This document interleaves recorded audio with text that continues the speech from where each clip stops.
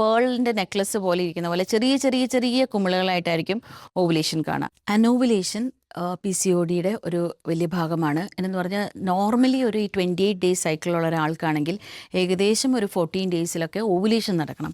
Ovulation നടന്നാൽ മാത്രമാണ് കുട്ടി ഉണ്ടാവുകയുള്ളൂ. എഗ്ഗ് വെളിയിൽ വന്ന് ഫെർട്ടിലൈസേഷൻ നടന്നാലാണ് കുട്ടി ഉണ്ടാവുകയുള്ളൂ. അപ്പോൾ ഈ P C O D P C O എസുകാർക്ക് ചിലപ്പോൾ ഓവുലേഷൻ നടന്നെന്ന് വരത്തില്ല. അവർക്ക് സ്കാൻ ചെയ്യുമ്പോൾ 2 to 9 മില്ലിമീറ്റർ ഒക്കെയാണ് ഫോളിക്കിൾ വളരുകയുള്ളൂ. അപ്പോൾ അത് പ്രോപ്പറായിട്ട് വളരാതെ ഇമ്മച്യൂർ ആയിട്ടുള്ള എഗ്ഗ് ആയിരിക്കും ഉണ്ടാവുക. അതേപോലെ തന്നെ സ്കാനിങ്ങിൻ്റെ സമയത്ത് ബൾക്കി ഓവറീസ് കാണാറുണ്ട്. വളരെ വലിയ സൈസ് എൻലാർജ്ഡ് ആയിട്ടുള്ള സ്ട്രോമൽ തിക്നെസ് ആയിട്ടുള്ള ഓവറീസ് കാണാറുണ്ട്. അപ്പോൾ രണ്ടിൻ്റെയും ട്രീറ്റ്മെൻറ്റ് വൈസ് നോക്കുകയാണെങ്കിൽ നമ്മൾ ബേസിക്കലി ശ്രദ്ധിക്കേണ്ടത് എന്താണെന്ന് പറഞ്ഞാൽ, നമസ്കാരം, ഞാൻ ഡോക്ടർ മെറീന വർഗീസ് ആണ്. ഞാൻ എറണാകുളം മെഡിക്കൽ സെൻറ്ററിൽ ഓബ്സ്ട്രീഷ്യൻ ആൻഡ് ഗൈനക്കോളജിസ്റ്റായിട്ട് പ്രാക്ടീസ് ചെയ്യുന്നു. ഇന്ന് ഞാൻ സംസാരിക്കാൻ ഉദ്ദേശിക്കുന്നത് പോളിസിസ്റ്റിക് ഒവേറിയൻ ഡിസീസ് അല്ലെങ്കിൽ പോളിസിസ്റ്റിക് ഒവേറിയൻ സിൻഡ്രോം എന്ന വിഷയത്തെക്കുറിച്ചാണ്. എന്താണ് ഈ പോളിസിസ്റ്റിക് ഒവേറിയൻ ഡിസീസ്? ഇത് നമ്മൾക്ക് റെഗുലറായിട്ട് ഹോർമോൺസാണ് നമ്മുടെ പീരീഡ് ആവുന്നതും എല്ലാം, ഫെർട്ടിലിറ്റി, ഓവുലേഷൻ ഇതെല്ലാം കൺട്രോൾ ചെയ്യുന്നത് ഹോർമോൺസാണ്. ആ ഹോർമോൺസിൽ എന്തെങ്കിലും ഒരു ഇംബാലൻസ് വരുമ്പോഴാണ് പി സി ഒ ഡി അല്ലെങ്കിൽ അഥവാ പി സി ഒ എസ് എന്നുള്ളൊരു കണ്ടീഷൻ വരുന്നത്. ഇത് രണ്ടിലും ചെറിയ വ്യത്യാസങ്ങളുണ്ട്. ബേസിക് പ്രോബ്ലംസ് എല്ലാം സിമിലർ ആണെങ്കിലും ഇതിൽ കൂടുതൽ സിവിയർ ആയിട്ടുള്ളത് പി സി ഒ എസ് ആണ്. അതിലാണ് സിവിയറിറ്റി കൂടുതലും, ഹോർമോൺ ചേഞ്ചസ് കൂടുതലായിട്ടും, hirsutism, basically androgen male hormones, androgen, testosterone അങ്ങനെയുള്ള ഹോർമോൺസ് കൂടുതലായിട്ട് കാണിക്കുക. അപ്പോൾ താടിയിലൊക്കെ ആണുങ്ങളുടെ പോലെ ബിയേർഡ്, മീശ, നെഞ്ചത്തൊക്കെ രോമം, അങ്ങനെയുള്ള കാര്യങ്ങളൊക്കെ വരുന്നത് കൂടുതലും പി സി ഒ എസിലാണ്. അപ്പോൾ ഇതെങ്ങനെ ഡിഫറൻഷ്യേറ്റ് ചെയ്യാം? നമ്മൾ ചില പേഷ്യൻസ് തന്നെ ഞങ്ങളടുത്ത് വന്ന് ചോദിക്കാറുണ്ട്, ഡോക്ടർ എനിക്ക് പി സി ഒ ഡി ആണോ അതോ പി സി ഒ എസ് ആണോ എന്ന് ചോദിക്കാറുണ്ട്. അപ്പോൾ ബേസിക്കായിട്ട് നമ്മൾ ഡോക്ടേഴ്സ് ചെയ്യുന്നത് we take A detail history. അപ്പോൾ എത്ര വയസ്സിൽ പീരീഡായി, പീരീഡ് റെഗുലർ ആണോ, പിന്നെ അതേപോലെ തന്നെ ചിലർക്ക് പീരീഡ് വരാതെ ഇരിക്കും. ഇറഗുലറായിട്ട് 2-3 മാസം പീരീഡ് വരാതിരുന്ന് കഴിഞ്ഞ് പിന്നെ നിർത്താതെ ബ്ലീഡിങ് ആയിട്ട് വരും. അങ്ങനെയുള്ള പല രീതിയിലാണ് P C O D present ചെയ്യുന്നത്. ചിലർക്ക് നല്ല വണ്ണമുള്ള പി സി ഒ ഡി ആയിരിക്കും, ചിലർ ഒബീസ് ആയിട്ടുള്ള പി സി ഒ ഡി ആയിരിക്കും. പക്ഷേ വളരെ തിന്നായിട്ടുള്ള ആൾക്കാർക്കും പി സി ഒ ഡി കാണാറുണ്ട്.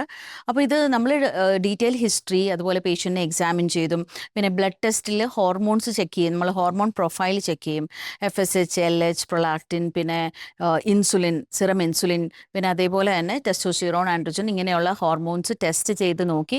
അതേപോലെ തന്നെ AMH എന്ന് പറയുന്നതും ടെസ്റ്റ് ചെയ്യും, ആൻറ്റി മുലേറിയൻ ഹോർമോൺ. അതിൽ നമുക്ക് ഒവേറിയൻ റിസർവ് അറിയാൻ പറ്റും. ഇതെല്ലാം നോക്കിയിട്ടാണ് നമ്മൾ ഡിഫറൻഷ്യേറ്റ് ചെയ്യുന്നത്. അതേപോലെ തന്നെ സ്കാനിങ്ങും ചെയ്ത് നോക്കും. സ്കാൻ ചെയ്യുമ്പോൾ വളരെ പേളിൻ്റെ നെക്ലസ് പോലെ ഇരിക്കുന്ന പോലെ ചെറിയ ചെറിയ ചെറിയ കുമിളകളായിട്ടായിരിക്കും ഓവുലേഷൻ കാണുക. അനോവുലേഷൻ പി സി ഒ ഡിയുടെ ഒരു വലിയ ഭാഗമാണ്. എന്ന് പറഞ്ഞാൽ നോർമലി ഒരു 28 ഡേയ്സ് സൈക്കിളുള്ള ഒരാൾക്കാണെങ്കിൽ ഏകദേശം ഒരു 14 ഡേയ്സിലൊക്കെ ഓവുലേഷൻ നടക്കണം. ഓവുലേഷൻ നടന്നാൽ മാത്രമാണ് കുട്ടി ഉണ്ടാവുകയുള്ളൂ. എഗ്ഗ് വെളിയിൽ വന്ന് ഫെർട്ടിലൈസേഷൻ നടന്നാലാണ് കുട്ടി ഉണ്ടാവുകയുള്ളൂ. അപ്പോൾ ഈ P C O D P C O എസുകാർക്ക് ചിലപ്പോൾ ഓവുലേഷൻ നടന്നെന്ന് വരത്തില്ല. അവർക്ക് സ്കാൻ ചെയ്യുമ്പോൾ 2 to 9 മില്ലിമീറ്റർ ഒക്കെയാണ് ഫോളിക്കിൾ വളരുകയുള്ളൂ. അപ്പോൾ അത് പ്രോപ്പറായിട്ട് വളരാതെ ഇമ്മച്യൂർ ആയിട്ടുള്ള എഗ്ഗ് ആയിരിക്കും ഉണ്ടാവുക. അതേപോലെ തന്നെ സ്കാനിങ്ങിൻ്റെ സമയത്ത് ബൾക്കി ഓവറീസ് കാണാറുണ്ട്. വളരെ വലിയ സൈസ് എൻലാർജ്ഡ് ആയിട്ടുള്ള സ്ട്രോമൽ തിക്നെസ് ആയിട്ടുള്ള ഓവറീസ് കാണാറുണ്ട്.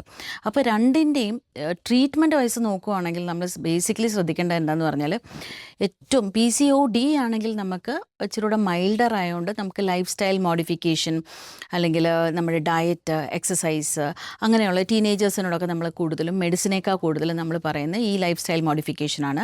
അപ്പോൾ ഡയറ്റ് എന്ന് പറഞ്ഞാൽ ചില കാര്യങ്ങൾ നമ്മൾ സ്ട്രിക്റ്റായിട്ട് ചൊട്ടയിലെ ശീലം ചുടല വരെ എന്ന് പറയുന്ന പോലെ we can start telling dum 6:30 ആകുമ്പോൾ ഡിന്നർ കഴിക്കണം.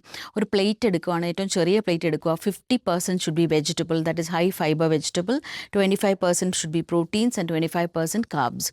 അപ്പോൾ ഇങ്ങനെ വേണം ഭക്ഷണം കഴിക്കാൻ. അതിനൊരു മീൽ സീക്വൻസിങ് എന്ന് പറയുന്ന ഒരു കാര്യം കൂടെയുണ്ട്. ദാറ്റ് ഈസ് പച്ചക്കറി ആദ്യം കഴിക്കണം, പിന്നെ പ്രോട്ടീൻ, പിന്നെ ചോറ്. അപ്പോൾ നമ്മൾ ഉള്ളിലോട്ട് കയറുന്ന ആ ഗ്ലൈസിമിക് പെട്ടെന്നുള്ള ഷുഗർ സ്പൈക്കിംഗ് ഒക്കെ കുറച്ചൊന്ന് കുറഞ്ഞു കിട്ടും. അപ്പോൾ അങ്ങനെ വേണം കഴിക്കാൻ. മാക്സിമം ഷുഗർ കട്ട് ഓഫ് ചെയ്യുക, ചോക്ലേറ്റ്സ്, ഐസ്ക്രീം അങ്ങനെയുള്ള കാര്യങ്ങൾ കട്ട് ചെയ്യുക.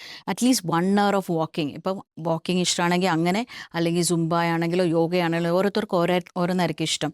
അല്ലെങ്കിൽ ഷട്ടിൽ കളിക്കാനോ അല്ലെങ്കിൽ വേറെ എന്താണെങ്കിലും, ബട്ട് 1 hour നന്നായിട്ട് വേർക്കുന്ന പോലെ എക്സസൈസ് ചെയ്യാൻ പറയും.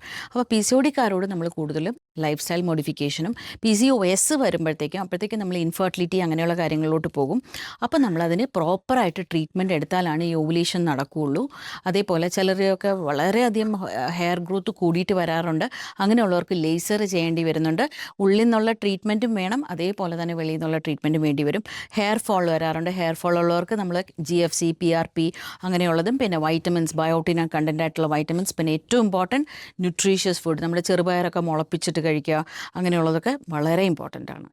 Thank you.